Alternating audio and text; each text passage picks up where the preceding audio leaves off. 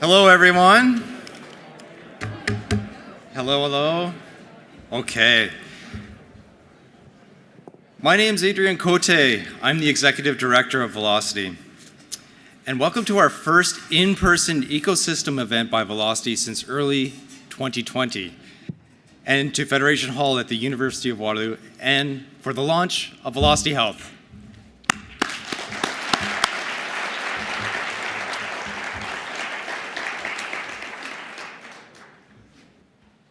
Before we begin, I invite us to reflect on the lands upon which we meet today and the locations where Velocity operates on campus at the University of Waterloo and in downtown Kitchener. We acknowledge that our work takes place on the traditional territory of the Neutral, Anishinaabe, and Haudenosaunee people. Our campuses are situated on the Haldimand Tract, the land granted to the Six Nations that includes 6 miles on each side of the Grand River. Our active work towards reconciliation takes place across our campuses through research, learning, teaching, and community building, and is coordinated within the University of Waterloo's Office of Indigenous Relations. Our event today is the launch of Velocity Health, but at the core, our topic is human well-being. We must always consider the well-being of our diverse identities, including those who identify as women, non-binary, LGBTQI2S+, and of course our Indigenous communities. As an innovation community gathered here today, let's stay mindful that we have a responsibility to work toward reconciliation, and that we must also work to eliminate bias and racism that exists in innovation ecosystems. It requires our collective and sustained effort to drive the change we require so everyone has a just and fair opportunities to innovate and to be a successful startup founder. In today's economy, startups play a critical role in transforming innovation into application. And this is so very true in healthcare. Startup founders and their teams hammer away at innovation, shaping it so it can be used by healthcare providers, health system operators, or by the general population, so maybe we don't have to go to the doctor as often. We need to make sure that our innovation systems truly support and do not inadvertently hinder innovators doing this work. In the same way Velocity is working to support health innovation, which you'll learn a lot more about tonight, I would be remiss to not mention that we are working with many other startups tackling important problems and opportunities in climate, insurance, finance, computing, information, gaming, business productivity, energy, quantum, and so many more. So stay tuned for more news on startups from Velocity and the work Velocity is doing in these areas. So today, we're going to paint a picture of how health innovation can happen more effectively by showcasing startup founders, organizations that are trailblazing effective supports and accelerants for innovation, convening researchers, students, centers, and institutes in a new way to unlock new technologies for clinical application, and mobilizing communities to give to the future of healthcare. More generally, we also want to give you an update on what's been going on in Velocity and introduce you to new leaders on the team who will tell you what we're up to now in 2023 and also how it connects to creating a pipeline of health technology entrepreneurs and innovators. However, the picture we're painting tonight is not complete.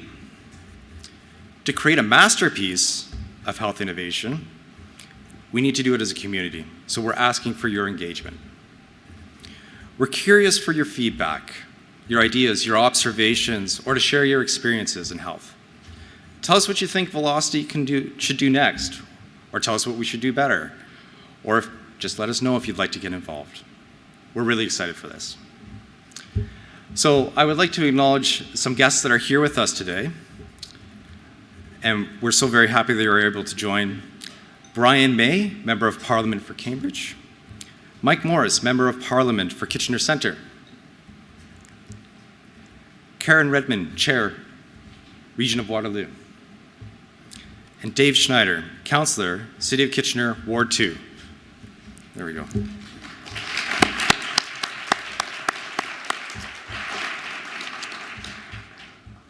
And Vivek Goel, President and Vice Chancellor of the University of Waterloo, who will provide closing remarks for us at the end of this evening. I want to quickly mention the new home of Velocity, the Innovation Arena. There we go. So the Innovation Arena is a bold new effort and located on the University of Waterloo's Health Sciences campus in downtown Kitchener. Not only is this going to be the new home for Velocity, which we're, again, very excited about, but it'll also locate members of our community that wish to join us in unlocking an economic impact through health innovation. We're grateful so much to the City of Kitchener for their partnership with the University of Waterloo to build and bring this vision of the Innovation Arena to life. I'd also like to acknowledge the Government of Canada's support through the Federal Economic Development Agency for Southern Ontario. FedDev Ontario has funded the Southwestern Ontario Health Innovation Partnership, SOHIP, that's easier, that has linked Velocity with the Medical Innovation Exchange and Western University to build a pipeline of health tech startups in Southern Ontario. You'll hear more from these organizations later. But I just want to share one one goal of the Innovation Arena. We're expecting that by 2026, we will have launched more than 160 new health tech startups in the region. So if you would like to learn more about the Innovation Arena and how we'll launch 160 new health tech startups, I'm happy to discuss, but you're also welcome to find Sandra Banks, who's in the audience here, Vice President of University Relations at the University of Waterloo, has been such a key player in this project. We're also joined today by several new partners, and Velocity is very much excited to be working with these organizations. The University of Calgary's Innovate Calgary Impact Program, the Accelerating Clinical Trials Consortium, led from the Population Health Research Institute of McMaster University and Hamilton Health Sciences, and as I mentioned before, Western University and the Medical Innovation Exchange, Mars, our friends down the road from Toronto, and Grim River Hospital Foundation. Please join me in welcoming our partners here today.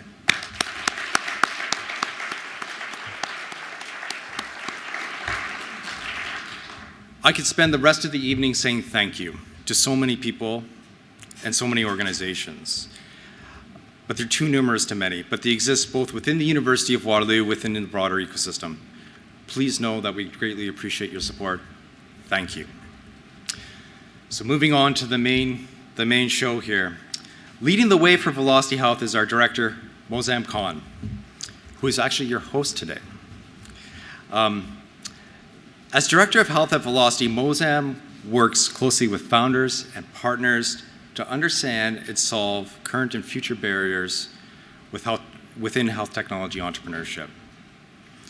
Mozam is actually a Velocity alumni and a University of Waterloo alumni, where he started and grew his startup Curiato from ideation to scale. And I personally had a chance during my time at Velocity to witness this journey. He executed on clinical trials, raising venture capital, completing regulatory filings, and fulfilling adoption in hospitals. This is the life cycle of health innovation. He's received a number of honors from the University of Waterloo in recognition of his achievements building Curiato. Remarkably, Curiato was actually Mozam's second health tech startup. So with this experience, we're so pleased that Mozam was able to return to Velocity to help the next generation of health tech founders. Please join me in welcoming Mozam Khan to the stage.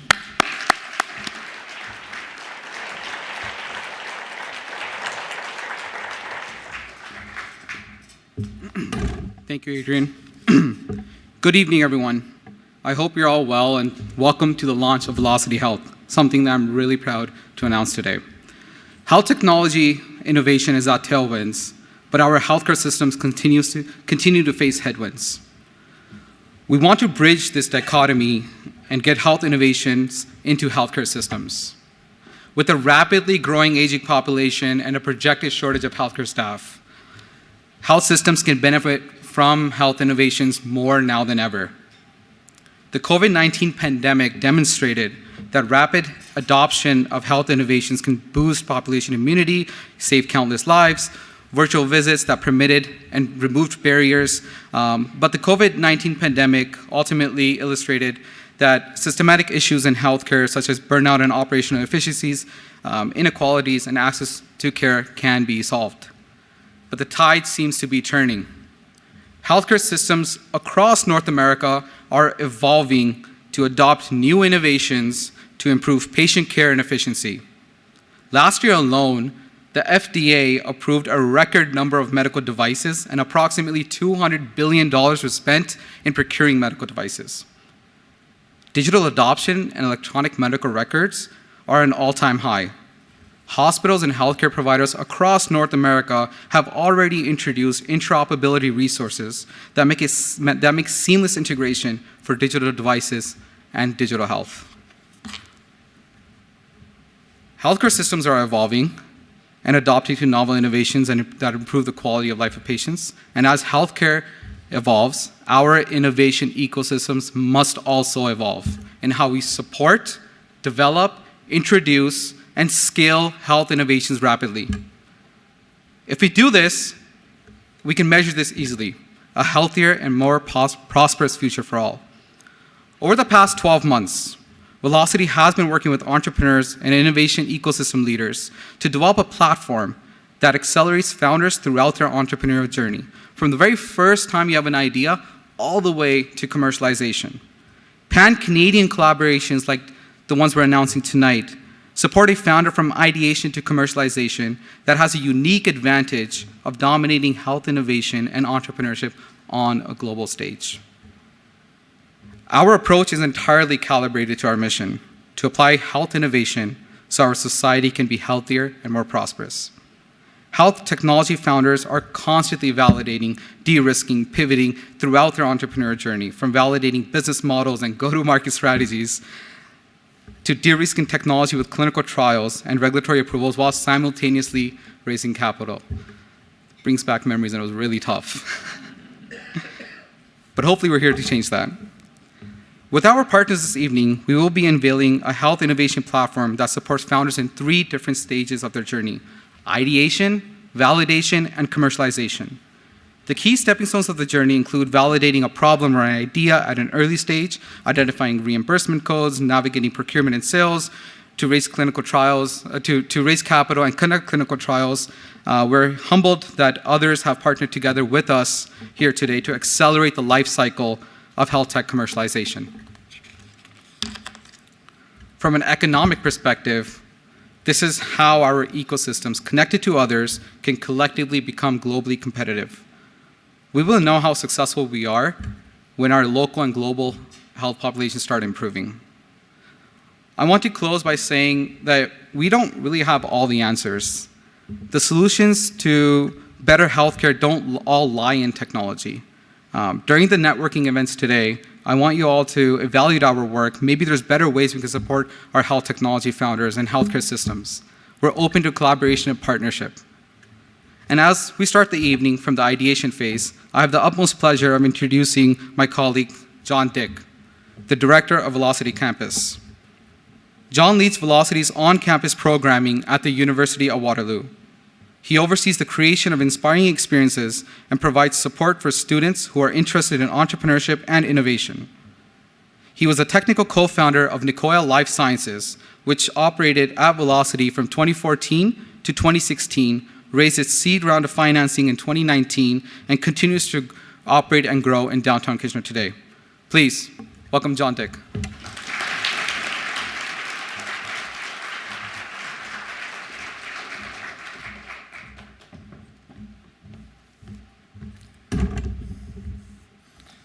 Thank you, Mozam, and thank you all for joining us this evening.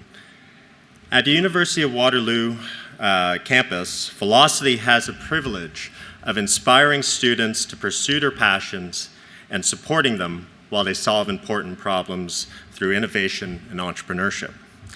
I am continuously blown away by the creativity and the energy that Waterloo students throw into their ideas term after term and year after year. Velocity's role on campus is to provide students with the advice, resources, and community to achieve their goals in an efficient and effective manner and have a lot of fun along the way. To get students started, we run a multitude of innovation challenges that have them work on and propose solutions to prescient problems in industry and society. We form these teams from across campus so their blend of skills and expertise make for stronger ideas.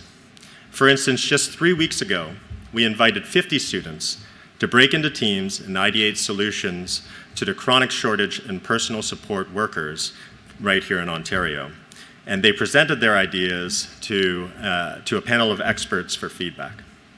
It's through these types of activities that students can form teams and get started on their first big idea. Once student teams land on a problem area, we provide business validation training through our Cornerstone program that has students explore the marketplace, speak with customers, and develop a business plan from the outcomes that they discover. And we have 3 dedicated workspaces around campus to provide students with the space and the support that they need to build out their ideas. We have the Problem Lab for ideation and tackling wicked problems, Velocity Science, a fully functional chemistry lab for science-based projects in partnership with the Faculty of Science. And we have Velocity Digital, a workshop that supports all hardware and software teams. These are where our health-focused founders can find the space and resources they need to get started before graduation. We also foster the commercialization of UW's scientific research through the Upstart program. In collaboration with the Waterloo Commercialization Office, we award $15,000 grants to graduate students who are exploring commercial use of their research. And it's through these programs and activities that Velocity seeds innovation and helps to transform students into founders. As Krista Trianovsky from our team so aptly puts it, Velocity Campus doesn't build companies, we build people who build companies.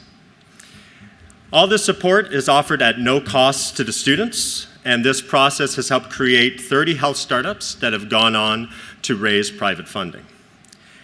If you have any questions about our campus activities, please feel free to find me after the show. And with that, I'll pass it back to Mozam.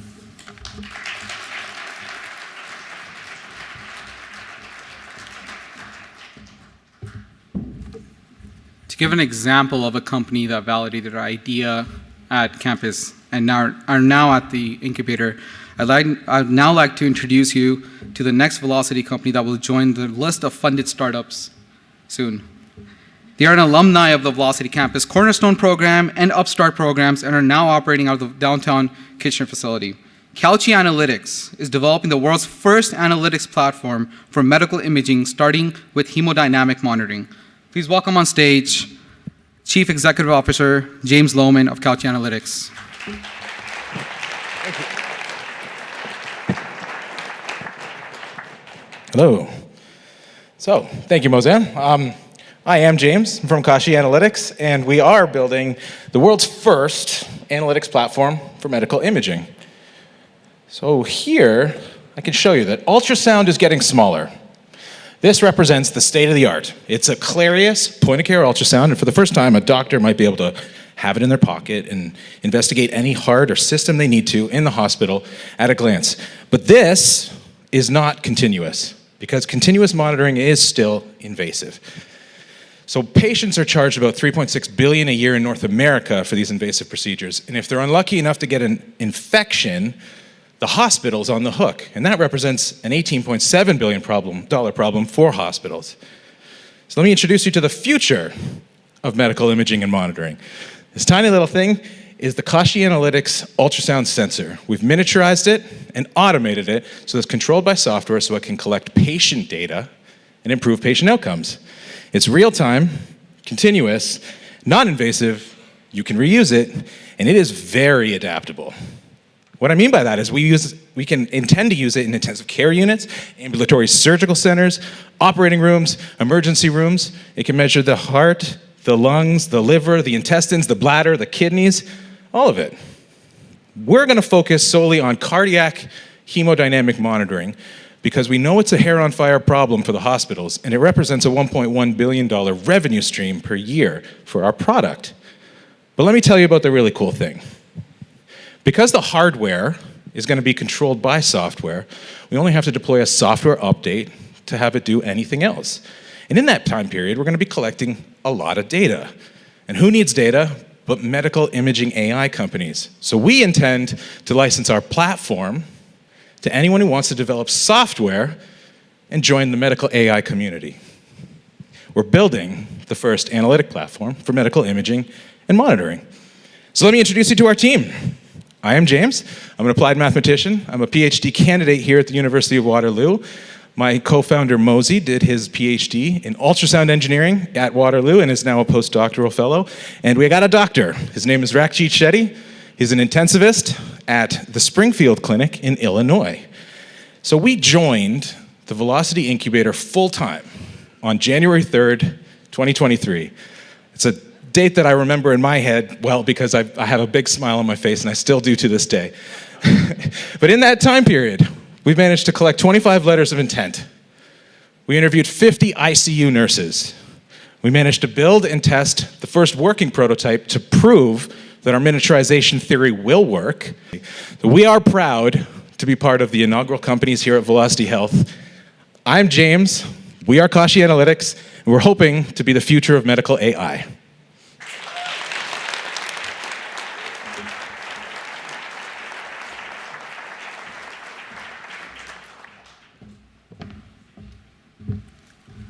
Thank you, James. That's one of many examples of what you will see under this platform. I'd now like to introduce Sarah Lal, the new director of the Velocity Incubator. Sarah leads Velocity's incubator in downtown Kitchener. Her focus is to ensure Velocity is an accelerant for startup development and provides opportunities to those with entrepreneurial interest and ambition in an equitable fashion. Velocity caters to startups from the University of Waterloo via the Velocity campus initiatives, the Kitchener-Waterloo region, as well as the rest of Canada and beyond. Sarah has worked both with and as part of startups since 2016. She came to us 4 months ago after spending 5 years at McMaster University's medical school as a faculty member. She was specifically recruited to create and deliver entrepreneurship and leadership training programs for health professionals, faculty members, and trainees from all faculties. Sarah has worked in several industries outside of higher education, including consulting, pharma, banking, and consumer electronics. Since she considers learning fun, Sarah has a few degrees in drug development, clinical trials, business engineering, and law from McMaster University and the University of Toronto. We're really lucky to have Sarah. I'd now like to invite on stage Sarah Lau.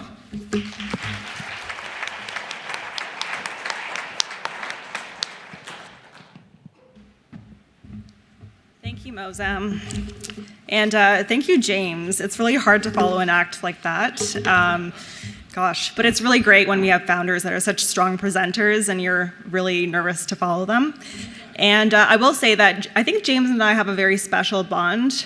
James, sorry to kind of out this in front of everyone, but James is the first person I see when I come into the incubator in the morning, and he's the last person I see when I leave at night, which means he's there pretty much all the time working on his startup. So what he's been able to achieve since January 3rd of this year is not really surprising because he just spends so much time dedicating his life to building Kashi Analytics.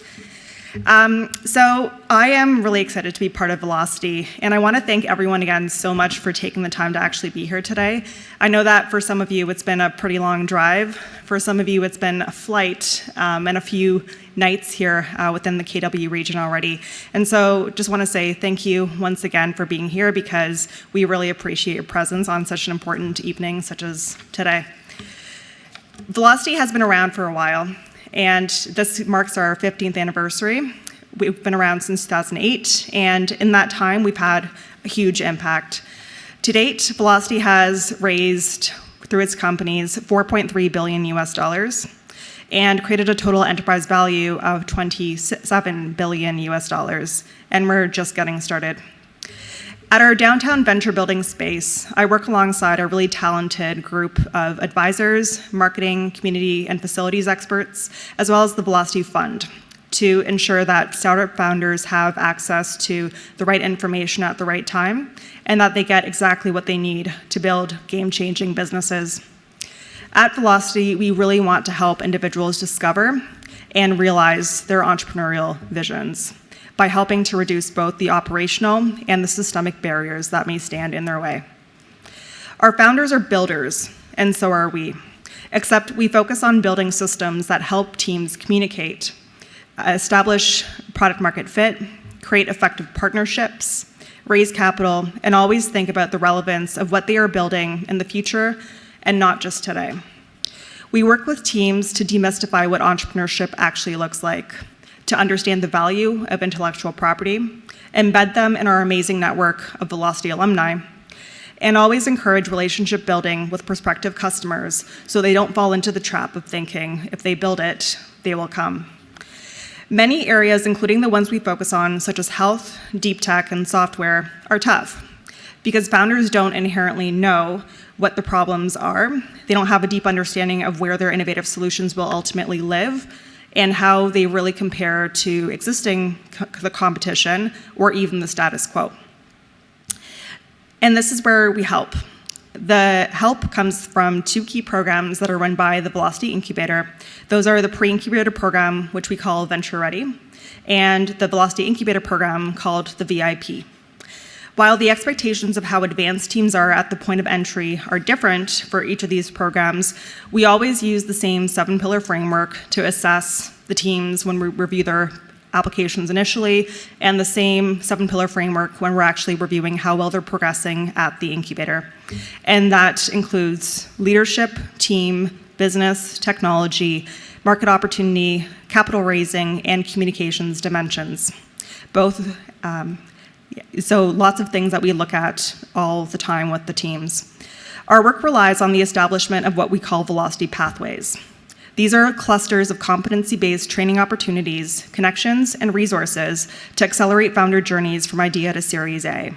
The Velocity Health platform is a series of Velocity Pathways that support health. The topic of representation in entrepreneurship is a tough one. So by representation, I mean that the kinds of people that we see in entrepreneurship are reflective of the types of people that are in our communities. And so we are talking to our founders, trying to ensure that we develop a set of robust strategies to increase the inclusivity of our offerings for startups, broadening our outreach to underrepresented communities, and making sure that our incredible platforms are available to founders even if they don't live in Kitchener, and even if they're unable to take the risk of going full-time on their companies, not because they're not interested, but because they can't do so because of family, financial, and other personal obligations. Velocity is working hard to make sure that founders of all identities are represented and supported. We can dive into the numbers on another day, or you can catch me later to discuss how not to exclude the large number of founders who identify as women or members of the non-binary, BIPOC, LGBTQ, and other communities, how not to exclude them from the innovation dialogue.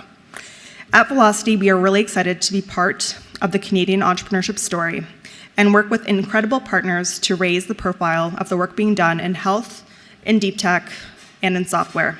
I know this evening is very special, and it's also the beginning of a very nice relationship among a lot of us to really build the future of health innovation in Canada and ultimately across the world. I'm really looking forward to chatting with many of you during the networking portions of the evening. Thank you for your time and for your attention, and looking forward to having a great evening with all of you. Thank you.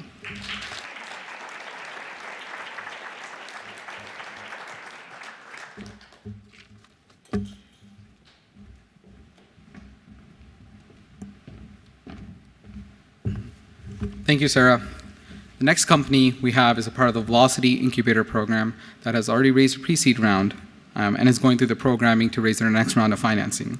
I'm very delighted to introduce Roga.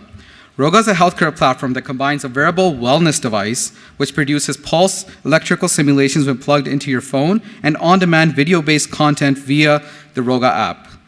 The app provides access to group coaching and audio-video sessions narrated by various mental health experts and practitioners.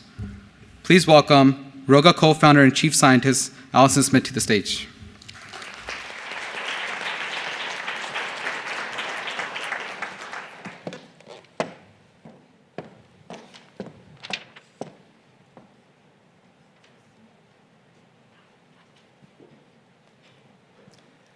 Anxiety. Anxiety is the #1 mental health condition across the world. It affects hundreds of millions of people. But since the pandemic, anxiety has skyrocketed. It's now out of control, especially for people who are in the workforce.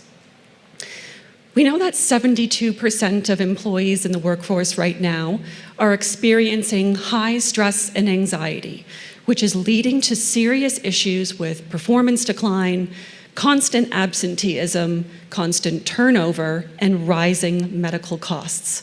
Now, typically, someone who is experiencing high anxiety will reach out to support in the form of medication or talk therapy. Unfortunately, the anxiety issue is so vast right now that we don't have enough clinical therapists to meet the demand, and medication isn't right for everyone. That's why we built Roga. We are a mental health care platform designed to reduce employee stress and anxiety. We have 3 tools. Our flagship product is a brain stimulation wearable designed to reduce brain activity associated with anxiety. I'm wearing the device right now. We also provide hundreds of on-demand video courses, as well as live group workshops designed and headed by our psychotherapists. There are 16 clinical trials showing that the type of stimulation we are providing effectively reduces not only anxiety symptoms, but it reduces brain activity in specific areas of the brain associated with creating anxiety. In our own user testing, we can show that if you use the Roga device once a day for 20 to 60 minutes for 4 weeks, you can reduce your anxiety symptoms on average by 67%, which is really meaningful to someone who's experiencing high anxiety. Solving the crisis of anxiety in the workplace is a huge market opportunity. Corporate health benefit plans account for a $24 billion market share. And we know that the digital health market is growing, and it's projected to grow by 20% over the next 5 years. We launched the platform in November, so 3 months ago. And since joining Velocity, we have secured our first 6 corporate clients. We have 200 paid customers using the Roga platform, and we have 2 clinical trials coming up this year. Because of this traction, we are currently raising our seed round in order to scale the company. I'm Allison Smith. I'm the co-founder and chief scientist of Roga. I'm a neuroscientist. I did my PhD here at the University of Waterloo. Together with my co-founder, Ami, we both started this company because both of us are former anxiety disorder patients ourselves. And we know that people like us need better, more effective, more accessible tools in order to move beyond anxiety. Thank you.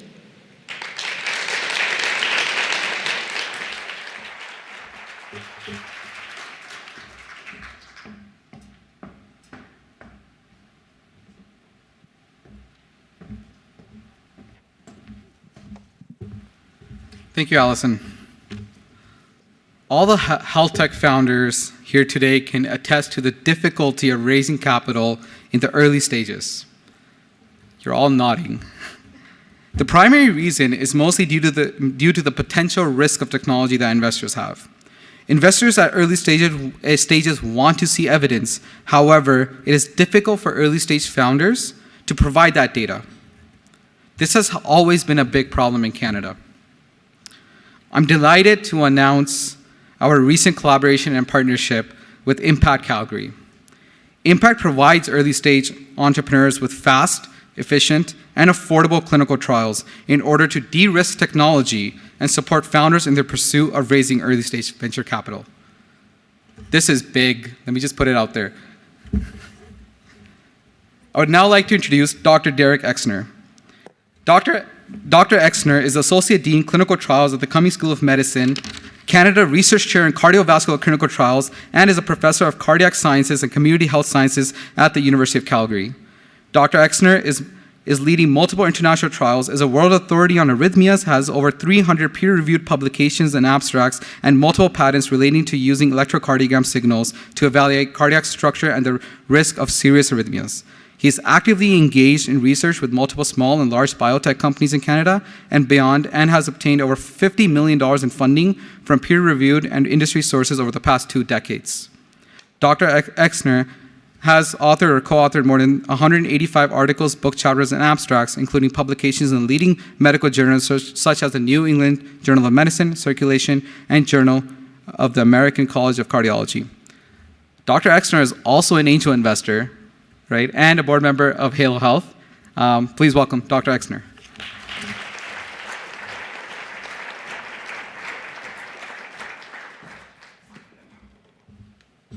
Wow, I hope I can live up to that.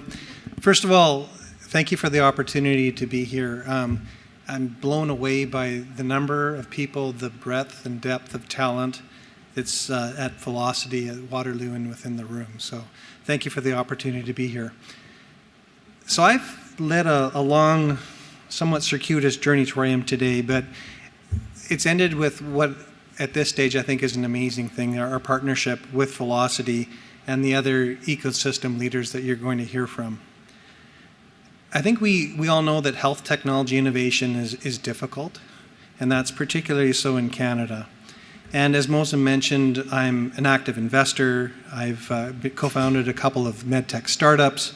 I've been involved with multiple other companies in terms of advisory roles, both small and large companies. And I've had firsthand experience with the challenges of how to get your product to market, how to come up with that initial capital and to scale your medical technology. And about 4 years ago, we came up with IMPACT, and IMPACT stands for the Integrated Management Platform to Accelerate Clinical Trials. And we ourselves consider that we're a startup, and we pivot like all of you do, and we do our best to try to meet the needs of our clients. But to date, we've helped multiple companies achieve market access approval, both in Canada and the US. We've been able to help multiple companies do over a dozen clinical trials over that 4 years, and we've helped them establish the quality management and quality assurance processes that they need in order to achieve commercialization. If every company was like Roga and had the talent on the team to do this, we wouldn't need to be there. But unfortunately, they're the exception to the rule rather than the rule. And at Impact, we try to help companies in terms of planning and executing their early stage clinical trials. We provide specific, tailored regulatory and quality strategies for what they need. And this de-risks their technology, de-risks your technology to access early stage capital. Our mission is to provide support that meets the needs of your company. We don't expect you to fit within our model, we fit your model. We give you what you need in order to be able to raise capital and scale. As I mentioned, early stage companies typically lack the support to do everything they need to do. Mosem and others have struggled over time, and they've probably spent 10 to 15 times as much as they needed to and delayed their product hitting the market by 2 to 3 years because of these challenges. And this is really leading to companies failing at an early stage, companies being invested in that should never have been invested in because their product simply doesn't work, and the loss of jobs, wealth, and talent within Canada. Through this program, we're changing the paradigm. So what we've got today isn't acceptable, isn't adequate, and is not going to get us to where we need to go. I'm pleased to announce our Rapid Assessment of Medical Prototypes, or RAMP program, that's an exciting new frontier for the Canadian health tech ecosystem.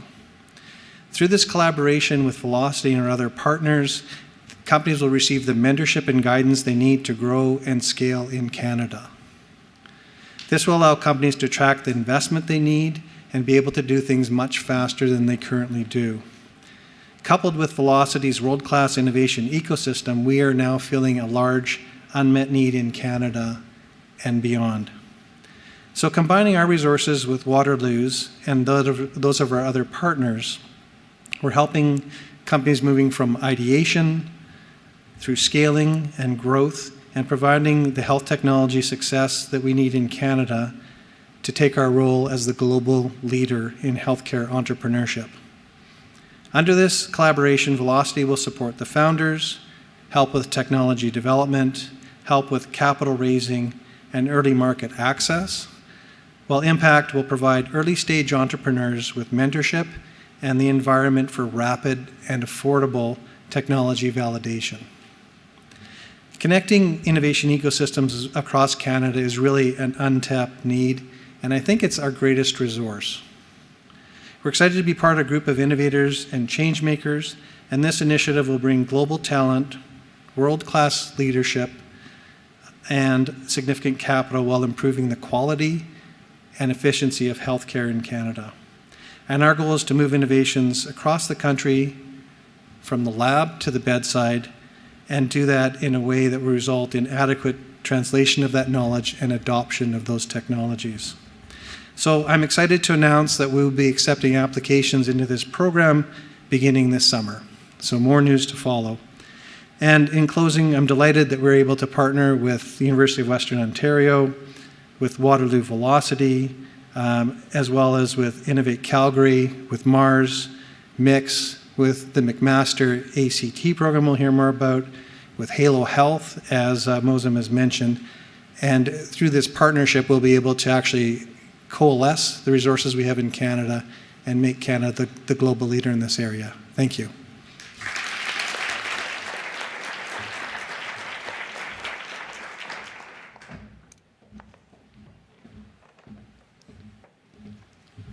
Thank you, Derek. And you know why I was really excited about that. My co-founder, Matthew Safadi, sitting right there, he can attest we could have saved at least more than $1 million and 10 months of runway if we had this program 6 years ago. So as we're scaling as well, companies need access to clinical trial researchers. They need to be introduced to the world experts. And just putting all those pieces together, we're really excited to introduce the Accelerated Clinical Trials Consortium leader, Dr. PJ Devereux, Population Health Research Institute from the Population Health Research Institute of McMaster University and Hamilton Health Sciences. Dr. Devereux is a cardiologist, perioperative care physician, and clinical epidemiologist. He's the director of the Division of Perioperative Care at McMaster University. He is a senior scientist and the scientific leader of the anesthesiology, perioperative medicine, and the surgical research group at the Population Health Research Institute. Dr. Devereux is a full professor in the departments of Health Research Methods, Evidence and Impact, and Medicine at McMaster University. He is the president of the Society of Perioperative Research and Care. Dr. Devereux's research program focuses on medical complications during and after surgery. He is supported by the McMaster University Hamilton Health Sciences Chair in Perioperative Care. Dr. Devereux holds a Tier 1 Canada Research Chair in Perioperative Medicine and is leading the Accelerated Clinical Trials Consortium. Please welcome to the stage Dr. PJ Devereux.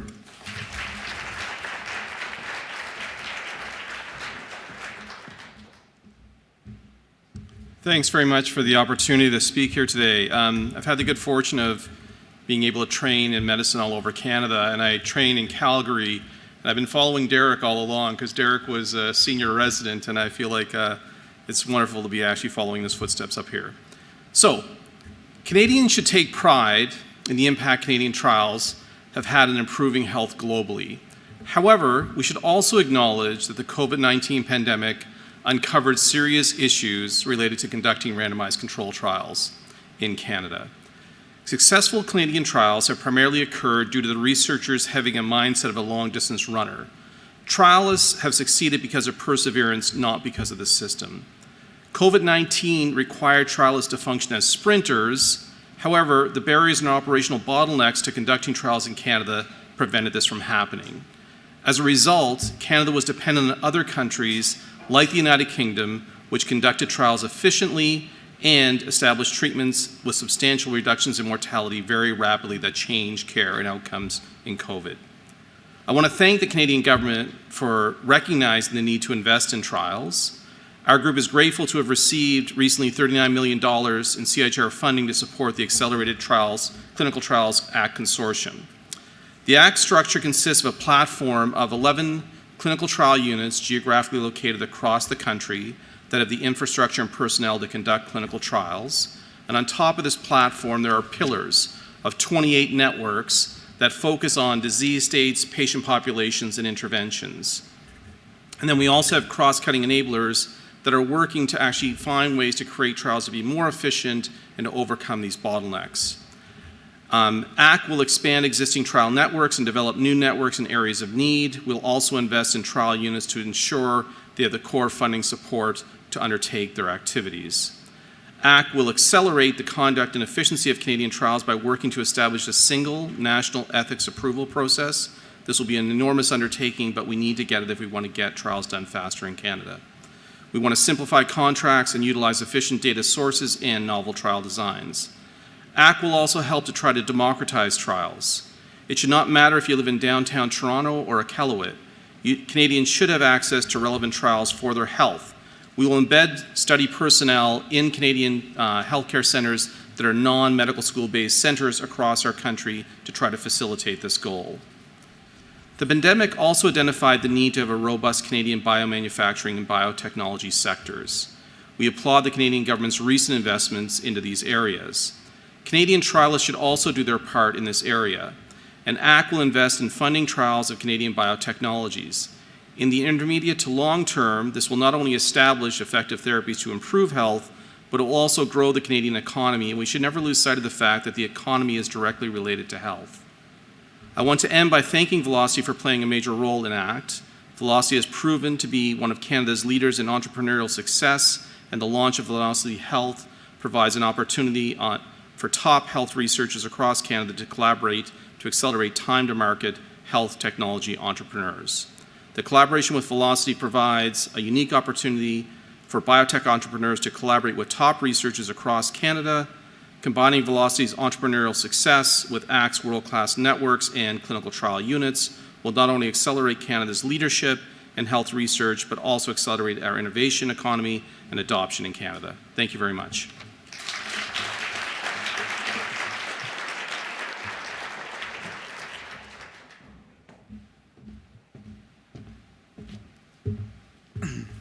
Thank you, Dr. Devereaux. Understanding how big a problem is and why a problem exists is crucial during the ideation and product development phase. This allows founders to understand limitations of the current market and better guide them as they move forward with product development. Velocity is delighted to be working with the brilliant team at Western University and Halo Health to help founders in their journeys of product development, user experience research, and business model validation. Western's network with Schulich School of Medicine, Robarts, London Health Sciences, and BioNext, in combination with the early stage programming at Velocity, provides the perfect foundation for ideation, which means less pivots when it gets really expensive. I'd like to now introduce Susan Armstrong. Susan is the Executive Director of World Discoveries, a tech transfer office born out of partnership between Western University, Robarts Research Institute, and Lawson Health Research Institute. World Discoveries draws upon a mix of industry connections, sector-specific market knowledge, and business development expertise to help researchers and local inventors commercialize their discoveries through licensing and new company startups. She completed her PhD degree in biochemistry from the University of Guelph and holds an adjunct faculty position with the Department of Biochemistry at Western University. Before transitioning to academia, she worked for several years in industry as application scientist before moving into product development. During her time at World Discoveries, she has held a number of positions, including Director of Medical Innovation Program and Director of Business Development focused on commercialization and entrepreneurship activities within Western. Please welcome Susan.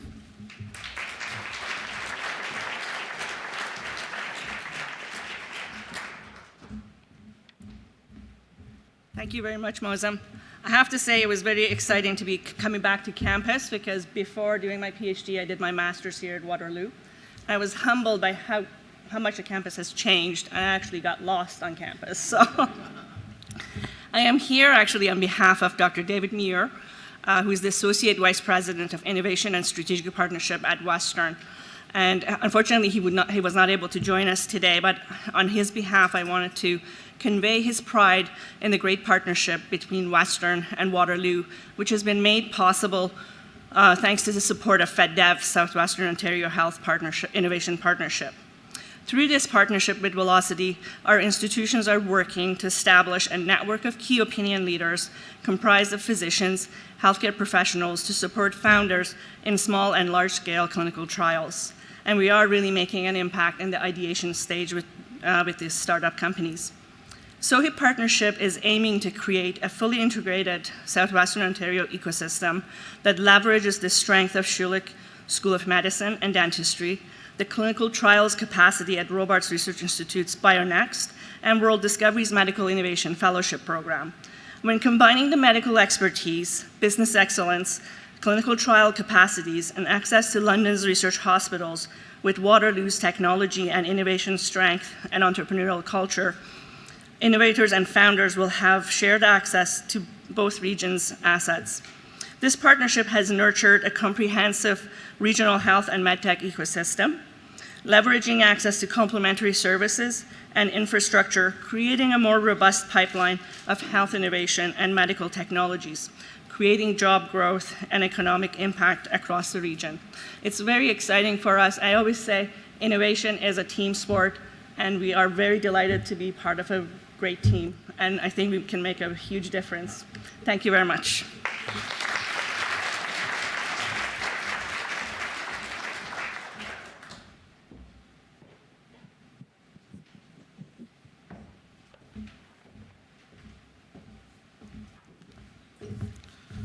So if you're a student or researcher or anyone who has an idea of healthcare and want to get started, definitely reach out to Velocity. Suzanne and the team at Western will be who you'll be working with very closely in validating your early stage ideas. So the next company is an example of that. The next company we are presenting here today is a part of our early stage collaboration with Western and Halo Health. Vessel has designed a unique prosthetic socket for below-knee amputees. Their socket automatically adjusts to continuous changes in amputees' residual limb volume to maintain a constant, comfortable fit. Wow. Please welcome Sydney Robinson, CEO and co-founder of Vessel Prosthetics, to the stage.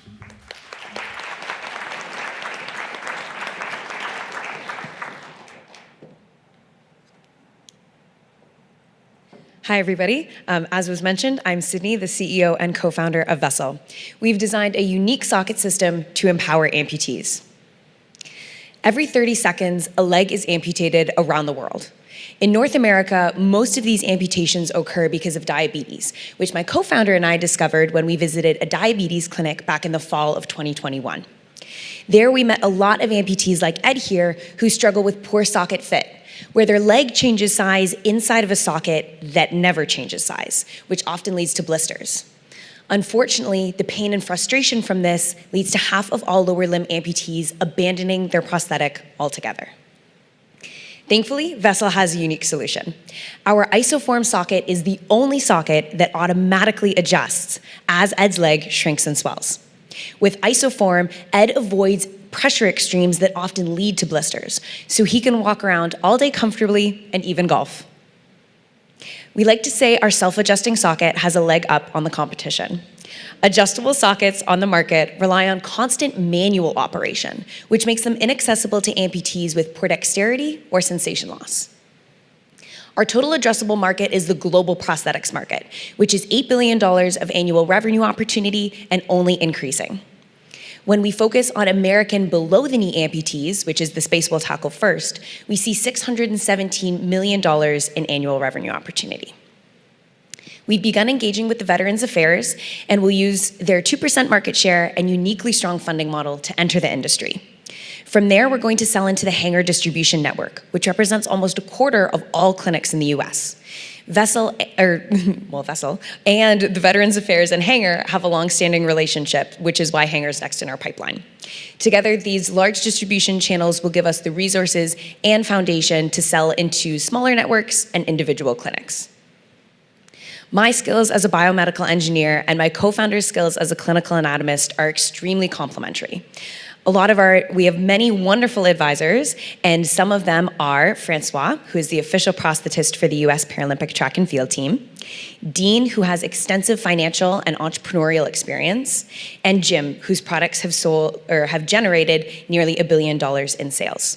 We are also grateful to the many other organizations who've helped us get this far.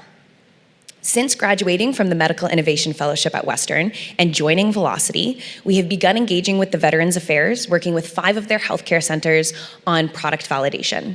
We've raised nearly $700,000 from a dozen sources and filed our first patent. Now we are focused on completing our minimum viable product with Inertia PD. Then we'll raise our pre-seed round of funding to get us ready for our Class 1 medical device license, as well as clinical case studies to prepare for commercialization. So today I am interested in developing relationships with healthcare providers as well as investors to get us ready for that pre-seed round. If you'd like to learn more, please come visit me at my booth or email me at sydney@vesselpro.com. Vessel is the only company solving poor socket fit with a unique solution. Join us in helping amputees like Ed get reliably back on their feet. Thank you.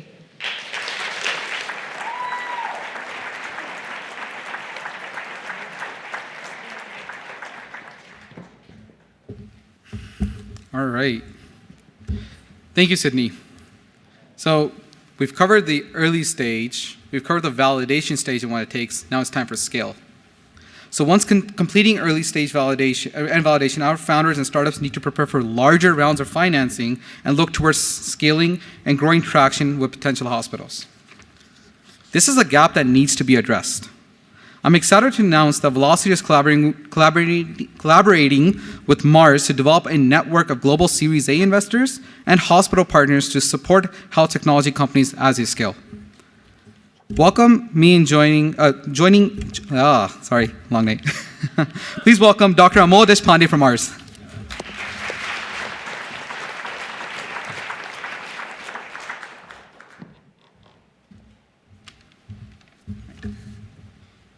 Old man glasses. So thank you, Velocity. Adrian, thank you, Mozam, for inviting me to say a few words. I must say, I'm from Toronto. For all those who don't know where Mars is, it's like in the heart of downtown. It really feels like a love fest here, given the sharp elbows, and it's making me feel a little uncomfortable. That's all I'm going to say, okay? Because at Mars, this is not how we do it. But anyway, we'll leave that for another day. I am inspired, though, by the number of clinicians. I know there's a couple at my table. I suspect there's a lot of others in the audience. And, you know, I've done this a couple of times. Unfortunately, if I tell you the years, you'll probably understand why we are where we are, which was 1999 and 2007 when I left clinical medicine to enter the innovation ecosystem. And here we are again, so congratulations. But it is nice to say, and I'm very proud to see clinicians coming into the innovation ecosystem. It's something that hasn't been there before, and I do think it's a shift in the way Canadians and Canadian clinicians look at innovation. So I'm relatively new to Mars. Mozam didn't say I've been a clinician for 30 years, and I've spent most of my career in the trenches of the health system.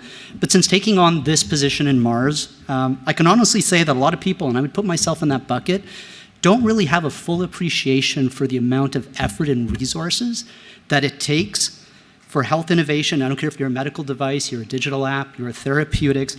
They don't appreciate how much effort it takes to go from idea to ultimately the front lines of healthcare where clinicians get to use it. The last 3 years with COVID has been instructive on many levels, and we can be here all day on that. But the 2 things I think that became abundantly clear to everyone was 1, we still have huge major gaps in our health system, and 2, innovation such as mRNA vaccines, remote patient monitoring, just to name a couple, will play a role in the future of our healthcare system.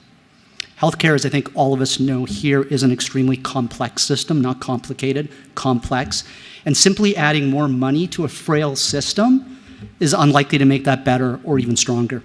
I would suggest that we also focus our efforts on initiatives like the one today.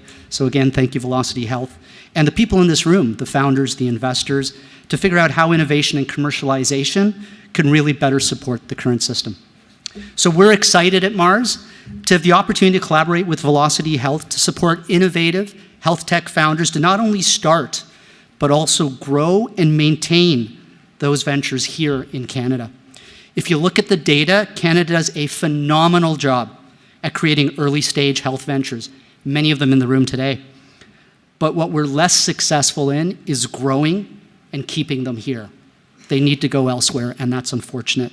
Mars and Velocity Health, with our respective strengths, will look to try and close the gap between seed and Series A stage companies, often referred to as the Valley of Death. Don't recommend you use that in a pitch for a healthcare venture. But by working together, our objective is to avoid duplication in services and focus on areas where we can add significant impact to founders based on the stage and needs of their venture. Through collaborations like this, along with our recent announcement of the Mars and Edmari partnership to launch a pan-Canadian therapeutics accelerator, we'll be able to better support the best health ventures from Ontario and more broadly Canada and display them on the global stage. I'm going to have a shameless plug here. We're preparing for Mars Impact Health 2023 from May 2nd to 4th, and we're planning to use this year's event to showcase some of the exciting health commercialization efforts, not only from Mars, not only from Velocity, but also from across the country to demonstrate that great health care ventures can be found all across Canada. Finally, given today's venue with ventures and pitches, I'd be remiss if I didn't end this presentation with an ask, and it's this. If we're not intentional, Canada does risk falling behind in health commercialization. We need to continue to unlock ways to work together, not only across the province, but also the country, as we're seeing today, so that we can continue to engage and support the amazing Canadian health ventures and founders, like the ones that are in the audience, that are always trying to improve patient care. Thank you.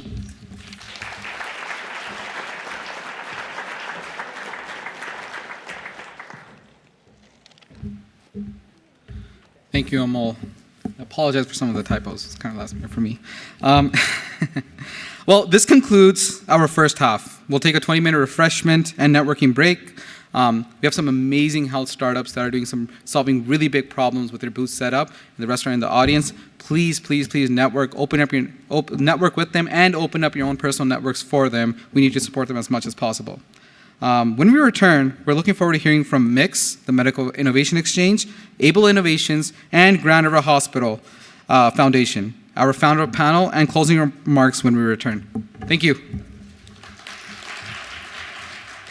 All right. Welcome back. I know you guys are enjoying the evening so far. So, Velocity, so we covered ideation, we covered validation, we covered first half of the scale process, and for the second half, which is super important, I'm delighted to announce that Velocity is working with the Medical Innovation Exchange to provide health innovators with scale-up support in the form of sales strategies, IP strategy, manufacturing support, and navigating the healthcare market in Canada. MIX is Canada's first industry-led hub dedicated to helping medical technology startups scale successfully in Canada. MIX was created to reduce the barriers and bridge the resource gap facing medical technology startups, to help grow more successful Canadian medtech companies and to retain them and their talent in Canada. Joining us today is Elliot Fung, Executive Director of the Medical Innovation Exchange. Elliot is a passionate supporter of the local technology ecosystem and experienced community leader. Over the past 20 years, Elliot has held various executive roles helping to advance the local ecosystem. He was a Vice President, Innovation and Partnerships at Ontario Health and held various strategic positions at BlackBerry, helping to adopt and commercialize enterprise-level technology to some of BlackBerry's largest global partners. Elliot has also served 2 terms on municipal council in the Township of Wilmot and 1 term as a Vice Chairman of the Waterloo Regional School Board. Currently, Elliot is an instructor at the University of Waterloo in the Biomedical Engineering program and serves on the Board of Directors for Intellectual Property Ontario. Please welcome Elliot Fung.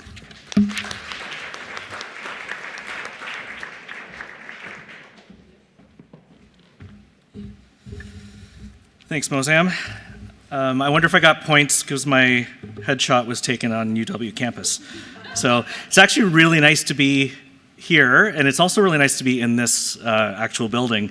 I was joking with a couple people during one of the networking sessions.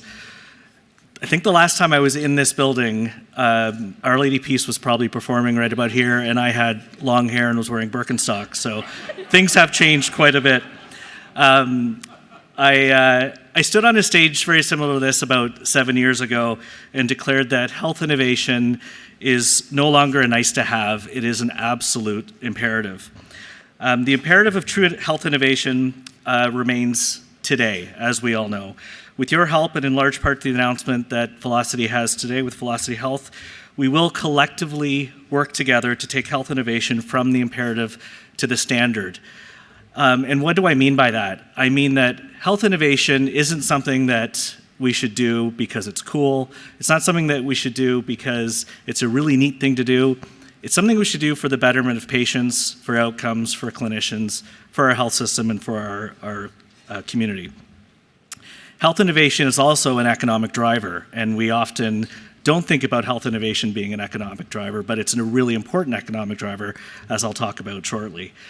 MIX was formed over 3 years ago to solve a number of problems, and we were formed actually by some UW graduates, the founders of IntelliJoint Surgical, whom many of you know very, very well. We were formed to drive greater adoption in our health system so that Canadian-made medtech and health innovation can more frequently benefit Canadian patients and clinicians. We were formed to help build more successful scaling and innovative Canadian medtech companies. As many of you know, we don't have that many Canadian medtech companies that are large, scaling, commercializing, and remaining in Canada. So finally, we were formed to help Canadian medtech companies in the scaling phase grow in place, remain here, specifically in Waterloo region, and to help create that medtech ecosystem in Waterloo region and across the country.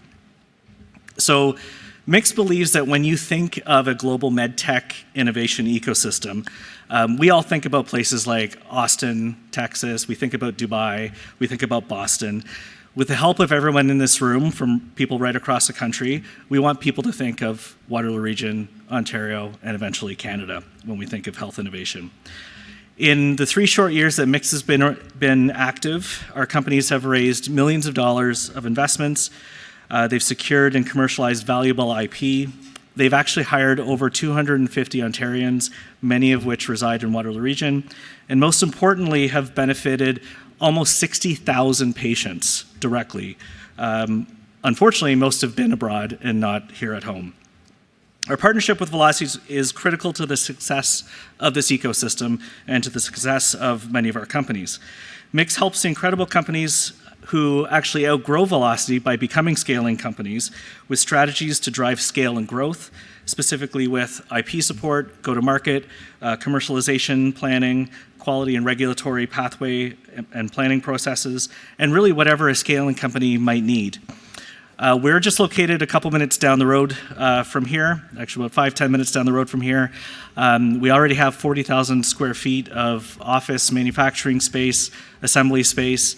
One of our great success stories, Fluid AI, who's back in the corner, have taken over, we're the first tenants to take over our assembly space and are now assembling and shipping their product right out of our facility in Kitchener, which is a huge, huge success story for our region. On behalf of MIX, I want to extend our sincere congratulations to Velocity and Velocity Health for your commitment to early stage medtech companies, and certainly together with Velocity focusing on early stage and MIX focusing on later stage, we will absolutely take health innovation from the imperative to the standard. So thank you very much.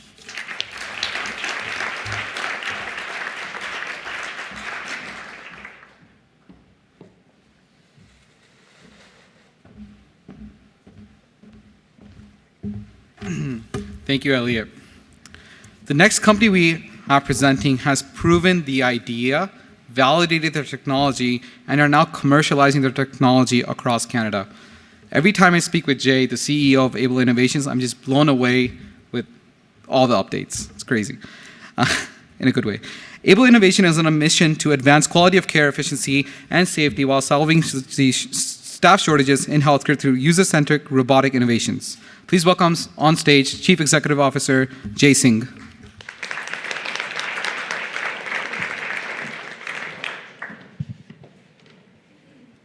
Click right here.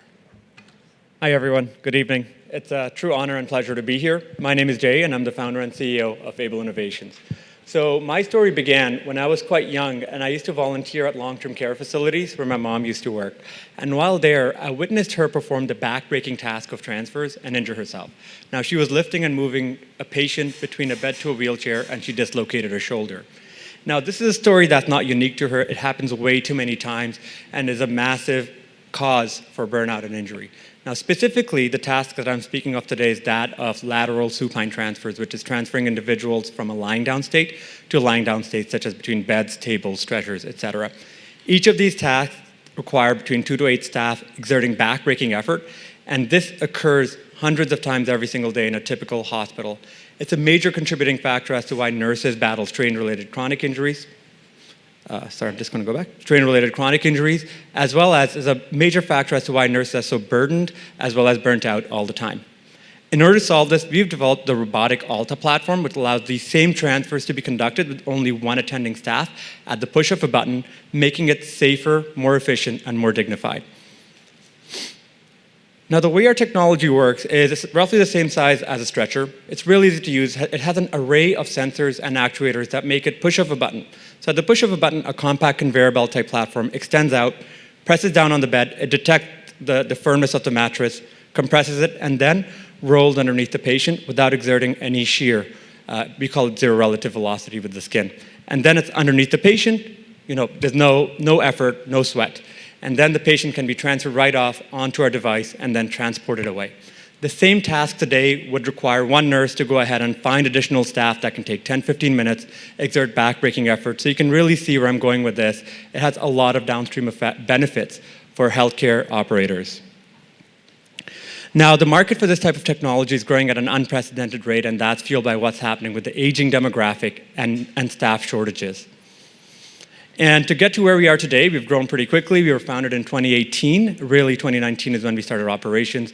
We're about 20 full-time employees, and we've raised close to $7 million US, half of which is grants, half of it is through investments. We've gotten all the regulatory approvals. We're building on our IP, and we've just started executing on our first sales. There's a massive market pull because the value we're providing is extremely timely. To put it simply, we can reduce staff turnover. Nurses are shortening their careers because they're burnt out, not just mentally, but physically as well. So that's a key part of the value proposition. But our value proposition is also deeply rooted in the unit economics as well as kind of the economic benefit. So I'll give you one example. If you put one of our devices next to a busy CT scan room, right now, whenever somebody comes in on a stretcher, the technician has to go out and get help. That could be 10, 15 minutes of downtime in getting that help. And the scanner is not being used. There's big backlogs.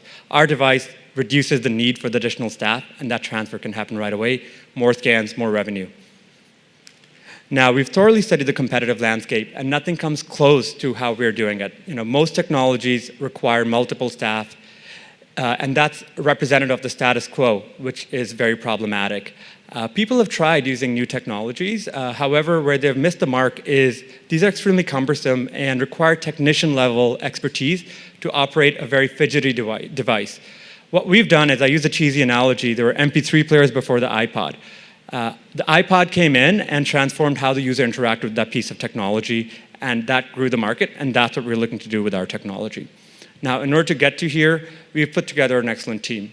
Myself and my CTO, Phil, have a decade of experience in product development. We're experienced entrepreneurs. Phil has a background in IP, and we've launched numerous robotic technologies throughout our career. We've assembled an excellent team that has a lot of experience in medical devices. We've surrounded ourselves with great advisors, as well as investors who know what it takes to take us to the next step. So we just 2 days ago, actually, we announced our first procurement at Elizabeth Briere Hospital, and there's many more to come down the stream. They're extremely excited about the impact we can have at the facility as well as system level. So what we are doing is, as we're scaling up as a company, we're a hardware company, we're putting together a group of 6 leading facilities this year to offer them white glove service, bespoke customizations, because we really want to dive into the individual nuances of the benefits our individual product features could have for them, give them early feature upgrades and preferred rates, as well as for us, it allows us to work very closely with our customers, really understand the full space. Now, with that said, I invite you all to join us on our journey to help improve the quality of lives of millions around the world. Thanks a lot.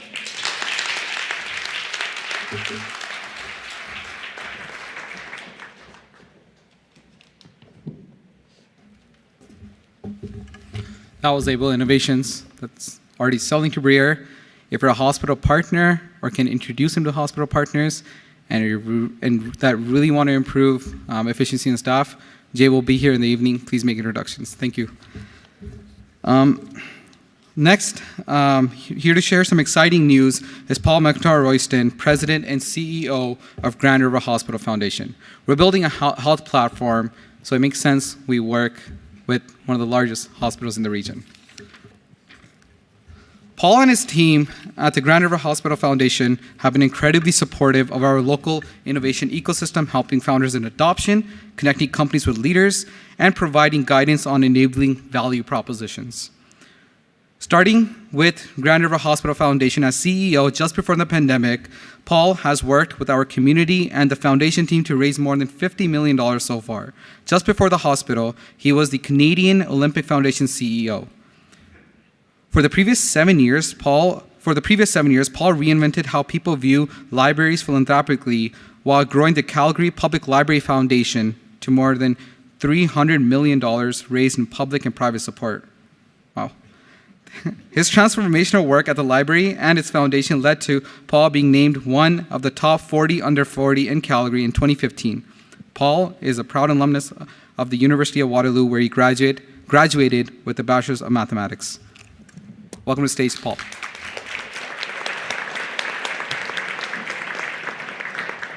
I am no longer under 40, it's a really hard thing when they say that. It's tough. So it is a true pleasure to be here. And I would say we're here as both hospital and foundation because we're in an imperative moment in healthcare globally. It is absolutely critical, and we've heard other speakers say that today, but I want to emphasize, and Mo said one of the largest. Grand River Hospital is a $500 million hospital with more than 4,600 staff and 2,000 volunteers. And in a very different way, we've evolved and changed. COVID, for all its challenges, brought about an opportunity in healthcare that has been completely unprecedented. And I believe you all see that as well. And we as a foundation have chosen to take that route as well. So we see ourselves not as a nonprofit, as a sleepy hospital foundation, but as a cause profit. Profit for the cause. And it's a little bit different than some of the entrepreneurs here, but I actually don't think so. And in fact, we've quadrupled revenues in 3 years. We're over 25 million as a foundation. And our goal is to change how this is all done. Because hospital foundations have a very incredibly unique place in both the Canadian and the American health systems. We, and myself, sit on the senior team of Grand River Hospital in a full decision-making capacity. The communications team at Grand River is now integrated with our foundation, as is the volunteer effort. We see and have fingers inside the hospitals in ways that companies can never get access to, and institutions outside can't.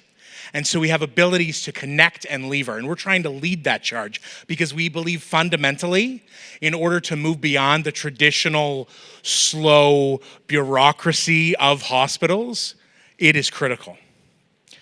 In 1893, I want to go back in time for just a second, this community did not have a hospital. Government didn't fund healthcare, but we were burgeoning, we were growing, we were hungry as a community. And so a family, the Seagrams, you probably know that name, donated 95 acres of land. If and only if, bringing in a good math proposition there, the community said, okay, we'll give you all the money before that first brick and before that first beam is laid. And they did it. They raised $15,000 in 1894 to build this region's first hospital. And that is where we are today. That is where we're building, and that is where we're becoming. And it's a genesis of that. So I'm excited to say Grand River Hospital and Foundation in May is launching a $258 million campaign called Care Never Stops. And it is not a traditional fundraising campaign. And I'm happy to say we're already at 231 million of 258 million. It's amazing. And the goal is to completely integrate and connect with this community, to work with Velocity, to give access to markets, to help change how this is done. Because if your largest local hospital is not here doing this, we've already lost. And so that is the commitment here to Velocity, to UW. We envision an incredible world in partnership to build a world-class healthcare system right here for all of you. I know, I'm excited too. I'll just end by sharing.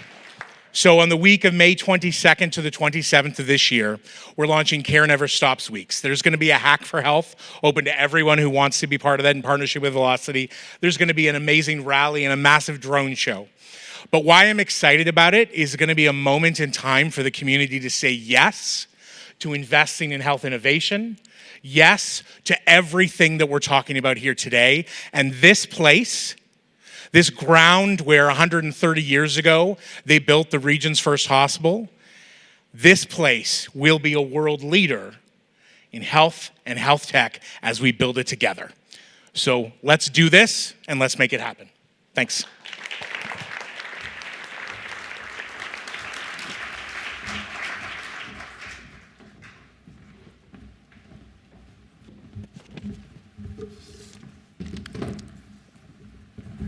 Wow.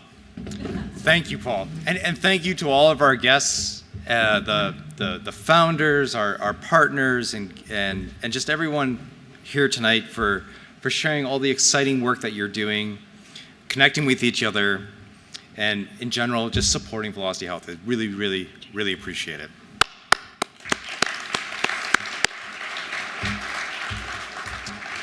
Now, it's my pleasure to introduce our founder panel for this evening. And moderating for us this evening is Kian Sarani. Kian is the co-founder and chief operating officer of Avro Life Science. And Avro Life Science is a clinical stage biotechnology company developing a novel therapeutics and drug delivery systems, starting with nucleic payloads for rare dermatological conditions. Kian earned his Doctor of Pharmacy from the University of Waterloo and currently sits on the City of Kitchener's Economic Development Advisory Committee. He's also a proud alumnus of Y Combinator and Velocity. So Kian, come on up, and as I introduce the rest of the panel. So if Jessica Lunchkoff could join the panel. Jessica is the Chief Executive Officer and President of Tambos Health.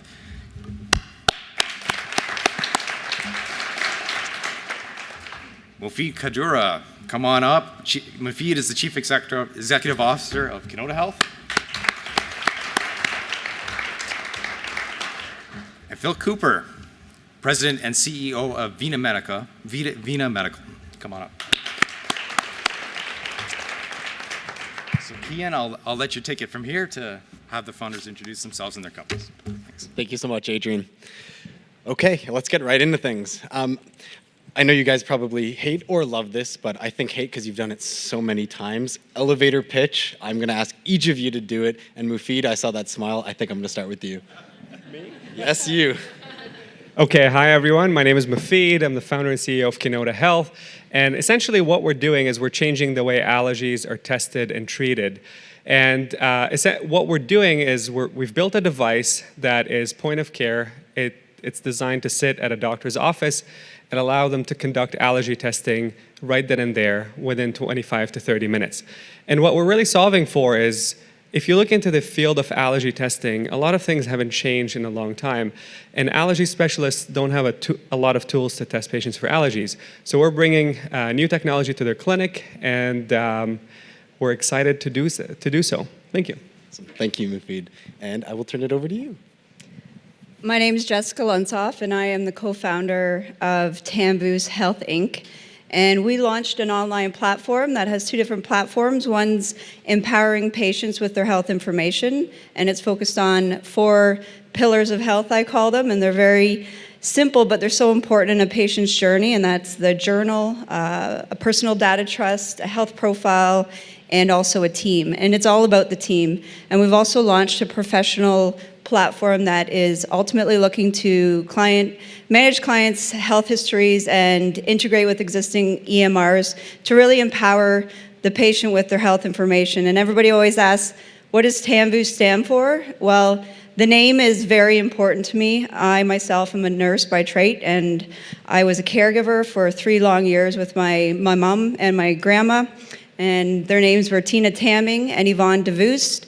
They've since passed away from cancer. We were heavily involved in Grand River Hospital in the oncology unit, but it was really evident to me that they had to constantly repeat their health information, their stories, and it was very taxing on them. So this platform is actually enabling people to alleviate some of those stresses. And now that it's launched, I'm actually seeing it firsthand, and it's great we're creating revenue now, but it's ultimately greater to see patients satisfied with the services.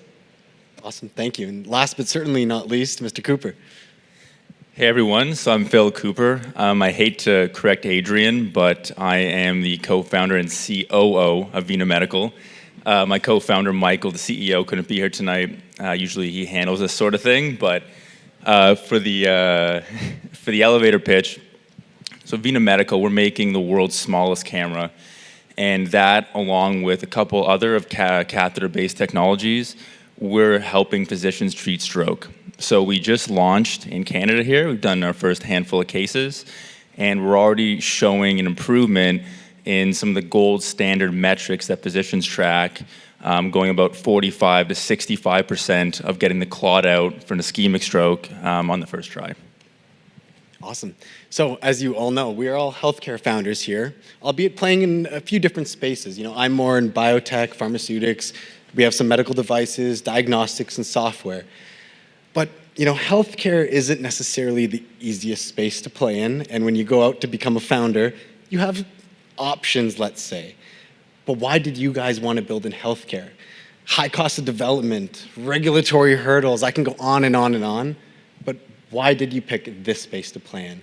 And maybe let's start with you, because you touched on it a little bit. And I'd love to hear some of your inspiration. Well, if you ask my kids, Mom, you're going to develop a technology, they were just like, what? What? You don't even know how to use it. So ultimately, I guess, when I went and I was a nurse and I traveled as an emerge nurse, and then I got into selling long-term care insurance, sitting at tables with seniors, then I got into land development and developing retirement communities, it all had the same theme, and that was about connecting people, connecting their entire healthcare team as opposed to, you know, it all being in silos. So then I was like, the only way we can do that is with technology. So I thought, well, we better start building something. So that's ultimately how I got into it, was seeing it, you know, evolve over my span of being a caregiver and being a nurse, and then had to develop the technology. Mufid, maybe you next. Why did you pick this space to build in? You know, my dad is a doctor, and I grew up all my life watching him sneaking into his clinic, putting on his stethoscope, pretending to be a doctor. My mom wanted me to be a doctor. I thought I was going to be a doctor. So I was always really fascinated with healthcare. And when I was a student, I became really fascinated with science, but specifically business as well, because I realized that if you identify the right problem in healthcare and you apply and build a business around it, you can actually bring great research into directly to the patient. And if you pick the right problem and you build the right technology, you can impact millions of lives. So I'll never forget this day. I was actually walking around stumbling in the SLC at the University of Waterloo, and there was a velocity booth. So I start talking to them, and I hear their pitch, and I was blown away. Started attending the workshops. Meanwhile, I was really thinking about problems in healthcare, and the problem of allergy testing is it's not something that's often talked about, but it affects a lot of people, and it can be life-threatening. And doctors today don't have a lot of tools to diagnose allergies and manage allergies and treat allergies and monitor patients. So the more I learned about the field, plus the fact that I have my own allergies, the more I decided that this is really what I wanted to focus my life on. And I would say a huge part of why I went to it is also not knowing what I was getting myself into, being naive. I would say this is probably the best thing that could ever happen to somebody thinking about going into healthcare. It's just like not really knowing the what's about to come. Just falling in love with the technology, diving into it, building something, and then figuring everything out along the way. Phil? Yeah, it's a good question, Kian. Pretty similar story to Mafid. My co-founder and I have 7 physicians between the two of us in our immediate family. So there's always kind of that healthcare background, I'd say. So, we were interested in entrepreneurship, and then one day my father, who's an interventional radiologist, sort of came to us and said, I really need a camera to go inside veins and arteries and see what's going on. So for a couple of years, we kind of dismissed it and said, yeah, that's crazy, that's too hard, yeah, whatever. And then for our fourth-year design project here in Waterloo, we said, you know what, let's do it. We watched a lecture from Chamath Palihapitiya, UW alum, and he was encouraging us to sort of push and go after really big things, because everything's going to be tricky and everything's going to be hard and difficult. So try and make the biggest impact you can. So we went for it, and Velocity helped us sort of spin it out from a capstone project into an actual company. That was 6 years ago, and we treated our first patient last year, stroke victim named Wileen.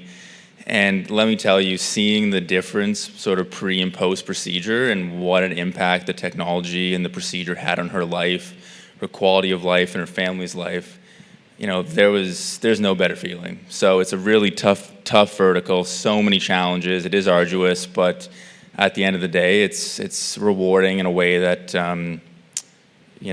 only this is, so.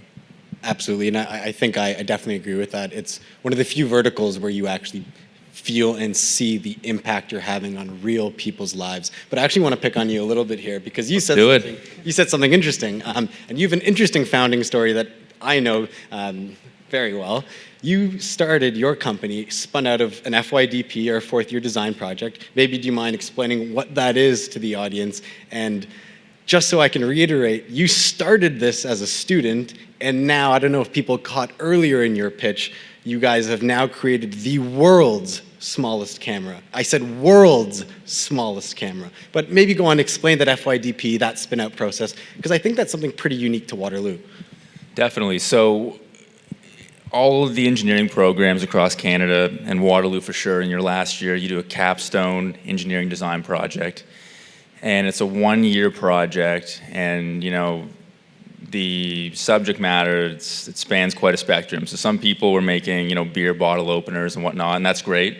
It's a good mechanical design project, but, my co-founder and I, we knew we wanted to do something, a little bit bigger and potentially more, profound for us anyways. So, it's supposed to be a group of 6, and, Mike and I convinced at least 10 professors to let us do a group of 2, because we're so serious about this. So we worked on the technology, and we went and watched cases even at local hospitals, and we were able to do okay on the sort of grant and entrepreneurship award circuit. So by the time we were done, we did spin it out into a company, but one of the driving factors behind that really was Velocity, because at that time we were part of the Velocity campus program, and we knew nothing about starting a company. So number one, that helped us in that regard. And number two, there was all these, other student entrepreneurs or people that were just sort of graduating and spinning out. And it was so inspiring, because we were able to see people that were 6 months, a year, 2 years ahead of us. And we were able to realize that, there's so much potential here of what you can do with this student project. And to see that it was possible was really motivating. And then of course we saw, what folks like Andre and Armin were doing over at IntelliJoint, and that again, was very inspiring as well. But that sort of gave us the impetus to spin it out, and here we are. Phenomenal. And I think, with Velocity Health as a platform, some of the other partners that we've seen in this room, you were able to do something so amazing when we didn't have as many supports as we have today, nor as many as we'll have in the next decade. So I think we're only going to see so many more companies like yours coming out of FYDPs, which is pretty phenomenal. You also touched on there the early days, I think, of Velocity Campus, Velocity Science. So I want to pick on you next, Mufid, because fun fact for those in the audience, Mufid started his company in 2014, 2 years before I started my company, which means that Mufid was always 2 years ahead of us. And ever since 2014, he has been a mentor, bestowing his advice, mistakes not to make, and everything in between to us. And we couldn't have done half of what we did without Kenoda Labs. So I would love to hear you speak a little bit about kind of that Velocity community, because I know all of us on this panel have spent time outside of Waterloo, but there's a reason we all kind of chose Waterloo to keep building our companies. So I'll turn it back to you, Mufid. Well, first of all, you're an excellent salesman, and you've. But thank you.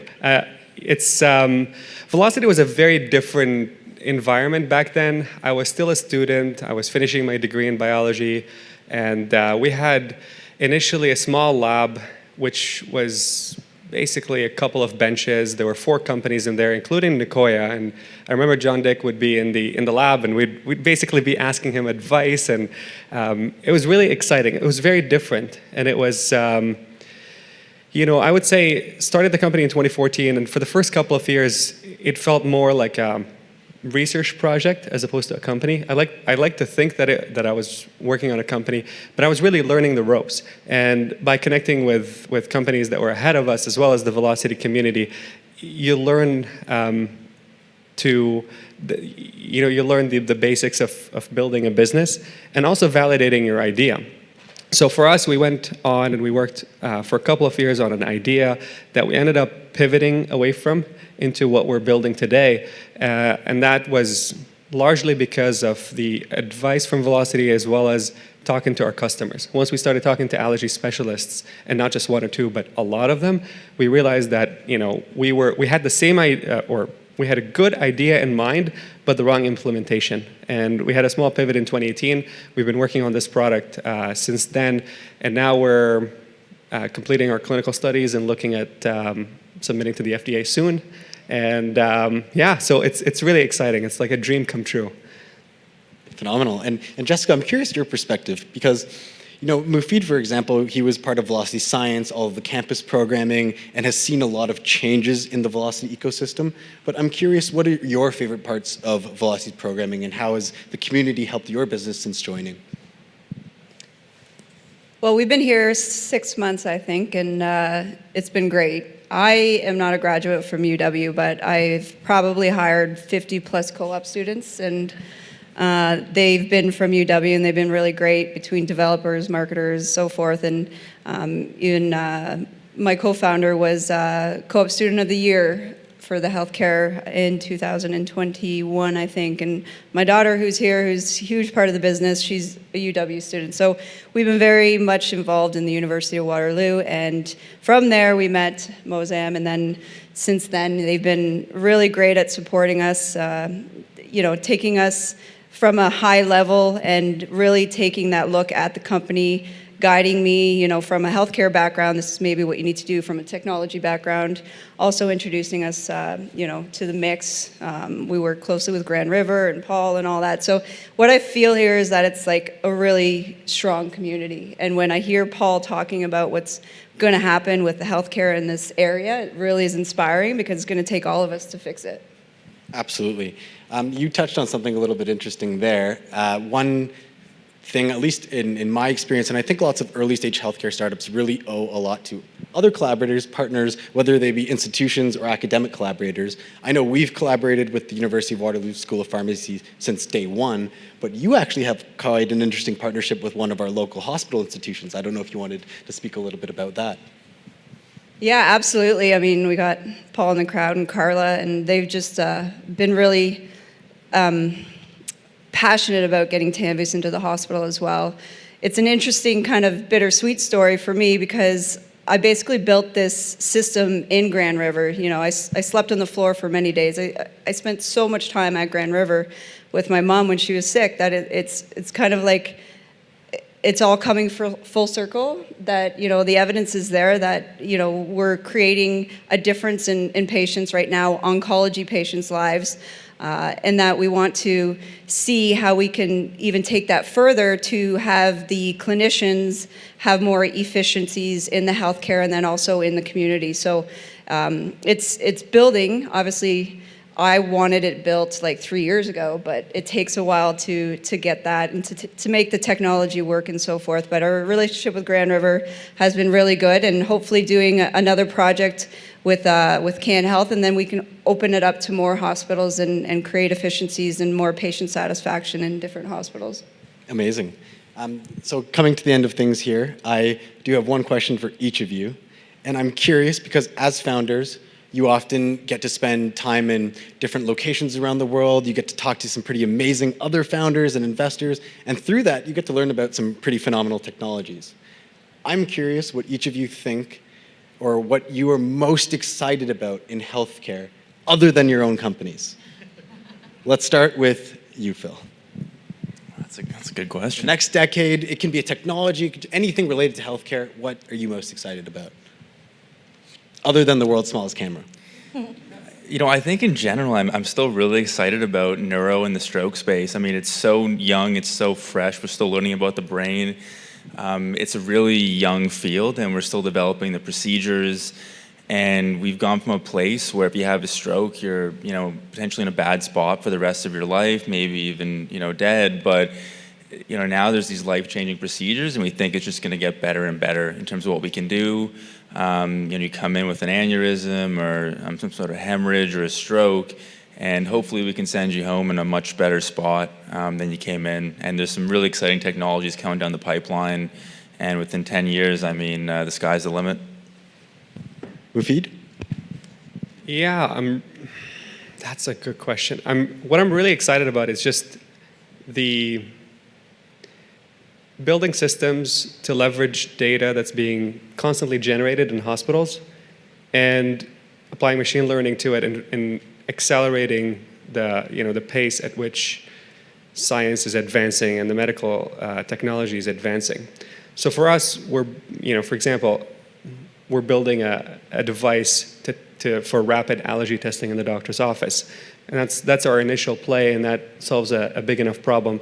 But the constant thing that we hear from doctors, and we always have to tell them, yes, but not now, in the future, is, well, you're generating this data, can we use it for research? Can we come up with new relationships? Can we understand the field of allergies a little better? We talk to pharmaceutical companies, and they're also interested in the same thing, because it's crazy when you talk to doctors and you realize how much of medicine is done on gut feel. And they need, they're desperate for tools. They're desperate for data. They want to see it because, and then they want to develop the algorithms to make them better doctors and deliver better medicine. So, whether it's Genoda or other companies, what I'm really excited about is just, we haven't even scratched the surface yet. All the data that's being generated, how can you leverage it to develop more efficient healthcare systems and improve the quality of care? And last but certainly not least? I'm interested in remote patient monitoring, specific to Alzheimer's and dementia. We operate a home care business as well called TamCare Home Health. And it's very interesting to me, and I want to see companies like, I see Justin here chirping that, how are we going to keep people in their own home safe as long as possible? And what type of research do we need to see them as a holistic, dementia patients? Are they drinking enough water? When are they going to, get a UTI, that kind of stuff. So I'm really excited to see these companies evolve and really grow. Phenomenal. Well, Jessica, Mufid, Phil, it was phenomenal chatting with you. I think now we are going to turn it over to audience questions. We are not going to turn it over to audience questions. You can, if you have questions, feel free to come chat with any of us afterwards. We'll be hanging around. But it was lovely. I learned so much, and thank you, everyone.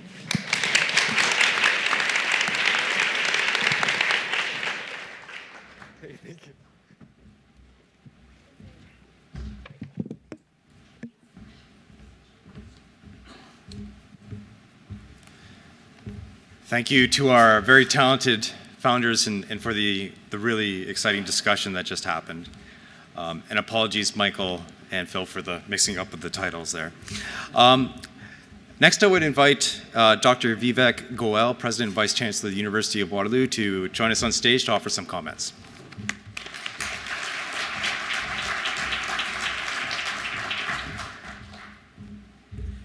So all I can say is, wow, what an amazing evening, and listening to everyone. Amal talked about healthcare being complex, not chaotic. I'll be more honest, or not complex, not complicated. I'll be more honest and say it's chaotic, right? And we are in chaos in our system. We've heard it in many different ways. It's simply unsustainable.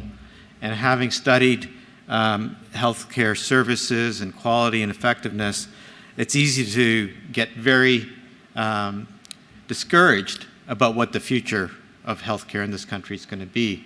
But then when you sit through an event like this and listen to all the great ideas and the great innovations and how fast people are moving, you can be comforted that we will have people that will come up with the solutions. Yeah, I think we really have some amazing opportunities here in Waterloo about rethinking the approach to health to ensure it's not sustainable.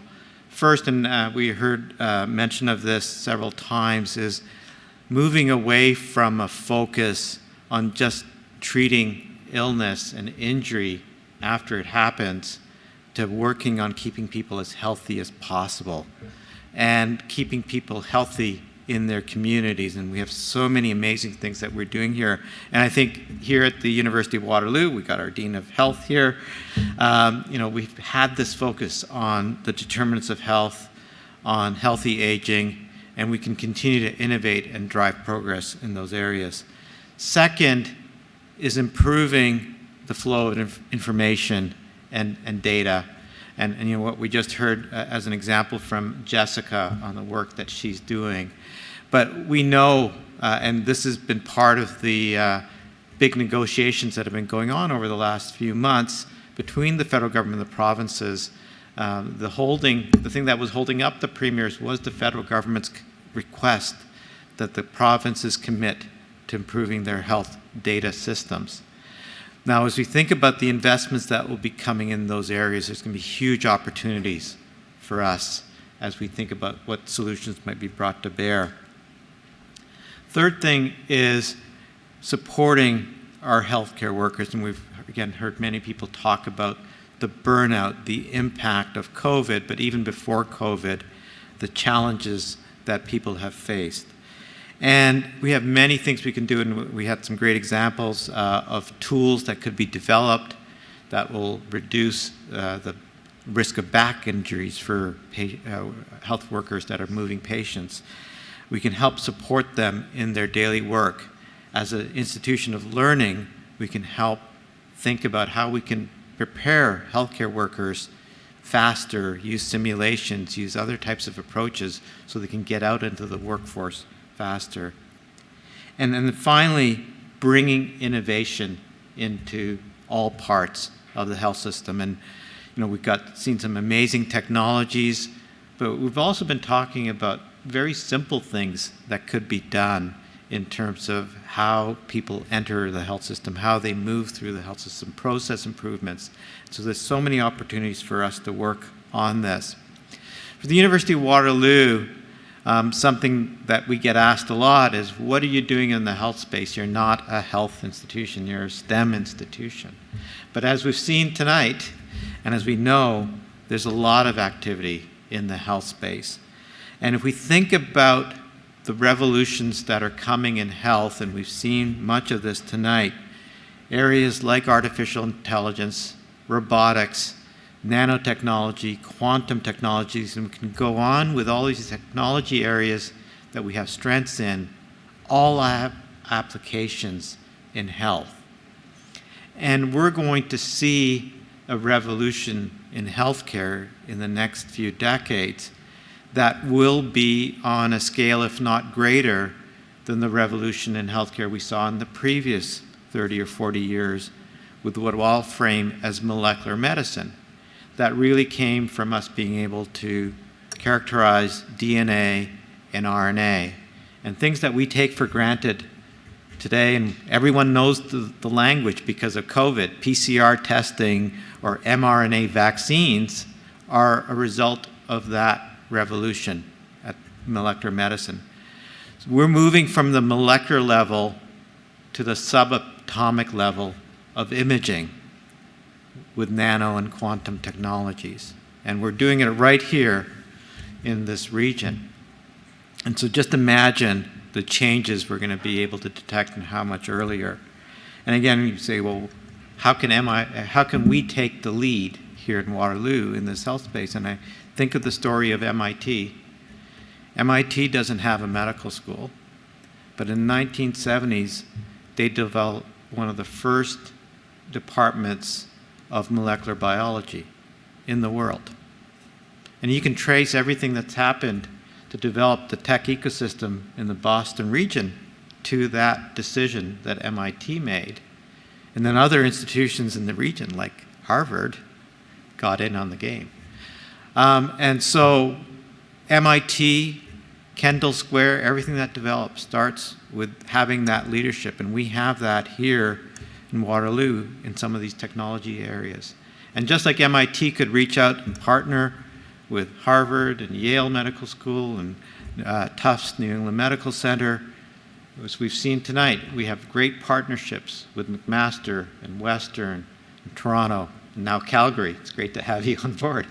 So we can bring in the medical schools, and we have Northern Ontario School of Medicine that we're engaged with.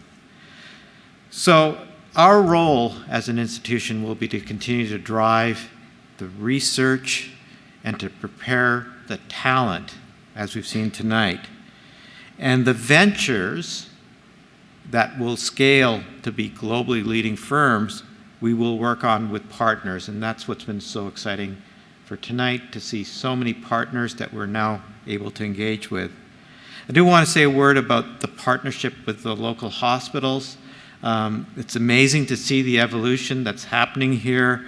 I've joined the board of Grand River Hospital, and just the other night, I asked a question of the chief of staff about recruiting clinicians and subspecialists that can be in high demand, and how will we be able to compete with other centers.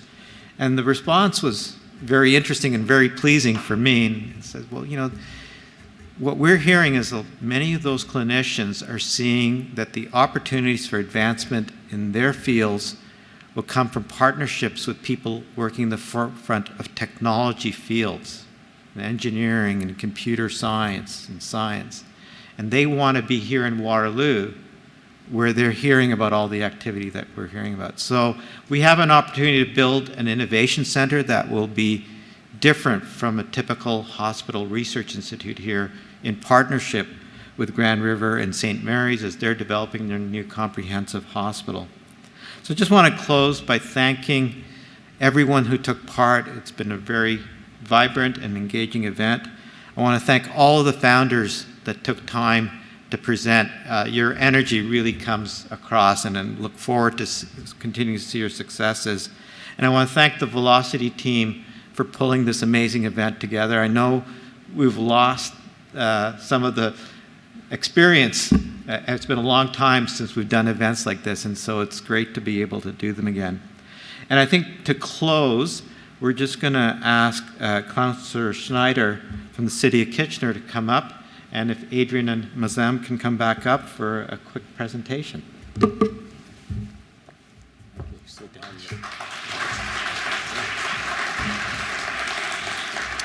Well, I am so excited and inspired by what I've experienced here tonight. The stories have just really touched my heart, and it's great to see compassion. Allison, your story, Jessica, yours, that led to your desire to innovate and make a difference.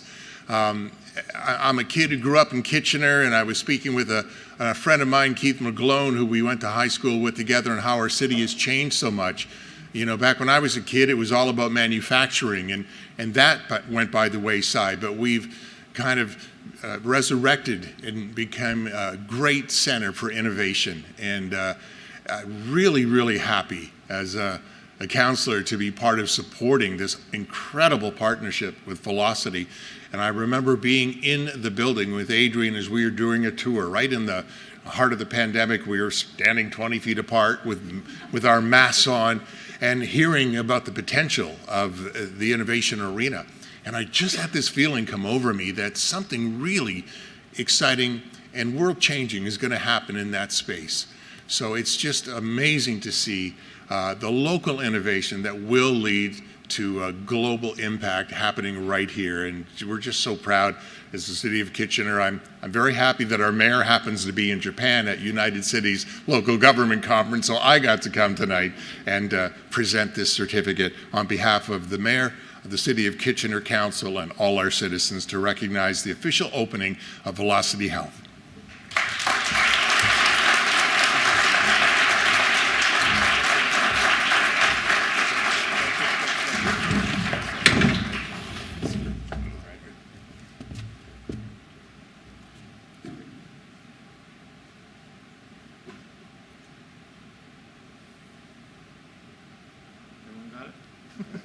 Very good. Awesome. So thanks, everyone, and please stay and continue to network, and we look forward to seeing you at future Velocity Health events.